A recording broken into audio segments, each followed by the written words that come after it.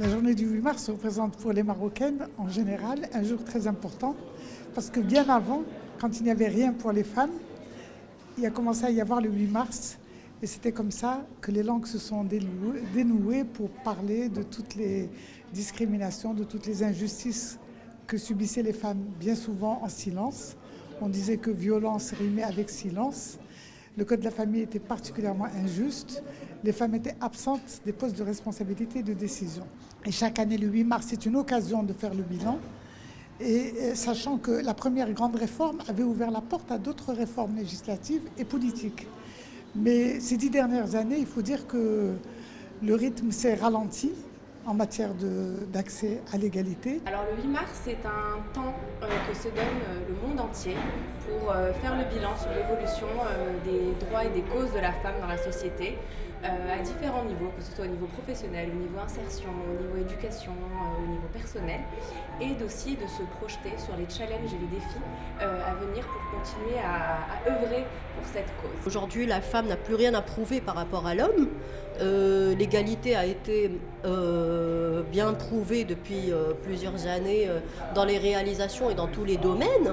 Maintenant, c'est la question culturelle qui change.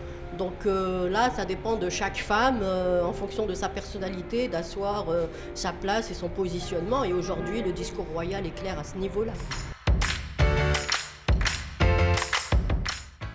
Alors moi, je ne suis pas très adepte de la journée du 8 mars, je vous le dis, mais pour Femmes du Maroc, qui a accompagné toutes les mutations et toute je dirais, la promotion des droits de la femme, donc je vais me lancer dans l'exercice. Alors moi, un message très clair, les femmes ne changez rien.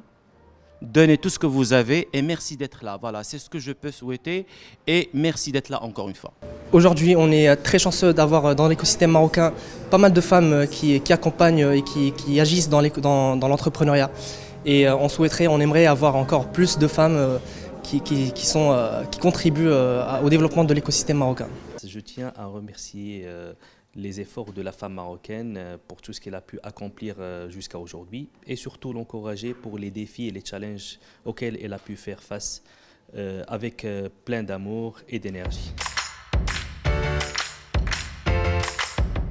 Ce que nous pouvons espérer, c'est que les partis politiques, de façon générale, puissent prendre leur courage à deux mains et arrêter d'être frileux en ce qui concerne les réformes en faveur des femmes, parce que et ça, Sa Majesté a insisté dans son discours pour dire qu'il n'y aura pas de développement sans les femmes et que le pays ne peut pas avancer, ne peut pas réaliser ses objectifs de développement si les femmes sont privées de leurs droits et marginalisées. Mes attentes, c'est plus de liberté à la femme,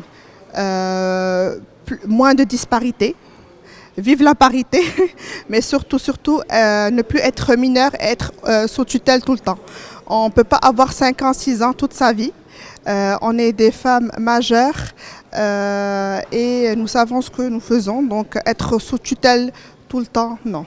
La femme marocaine en particulier doit se donner les moyens de son ambition. Elle doit oser libérer son potentiel, libérer toutes ses qualités pour pouvoir entreprendre, aller de l'avant et surtout ne pas avoir peur de l'échec. Qu'elle se libère et qu'elle arrête de s'auto-censurer et de dire que l'homme va la bloquer.